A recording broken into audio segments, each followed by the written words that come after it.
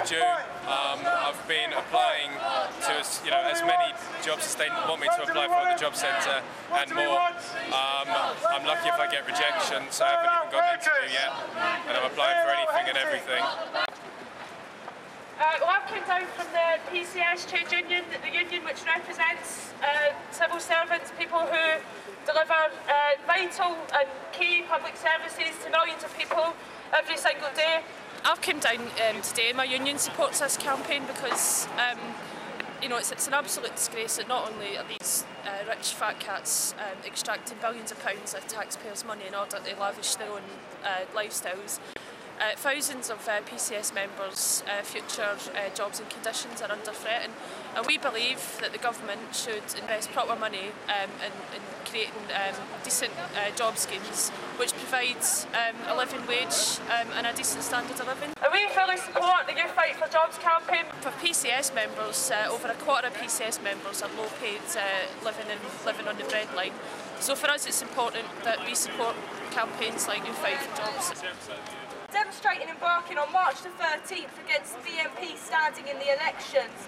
Youth Fight For Jobs is a broad youth campaign against unemployment and free education.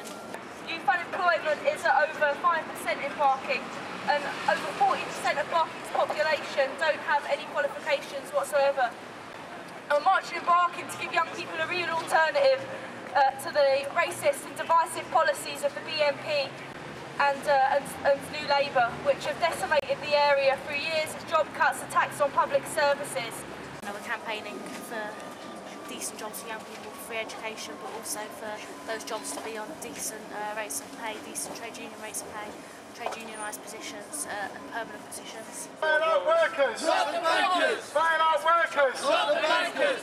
What do we want? Decent jobs! Youth Fight For Jobs! Youth Fight For Jobs! Money for Haiti! Not the bankers! What were you on earlier on? LBC. It's a London talk radio station. The youth unemployment figures are out today. They're still saying around fairly constant levels of unemployment.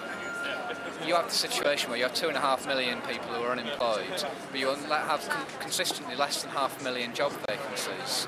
So, to those people who've got jobs over the last month, fair play to them. But the fact is, the vast majority are still being left on the scrap heap, being left unemployed. And one of the statistics that hasn't been picked up by the press today, actually, is the fact that there are now record levels of people who are working part-time who would like to work full-time. 1 in 4 workers now are working part-time. The bank itself, RBS, was one of the banks that went with the begging bowl to the government to bail it out during the financial crisis.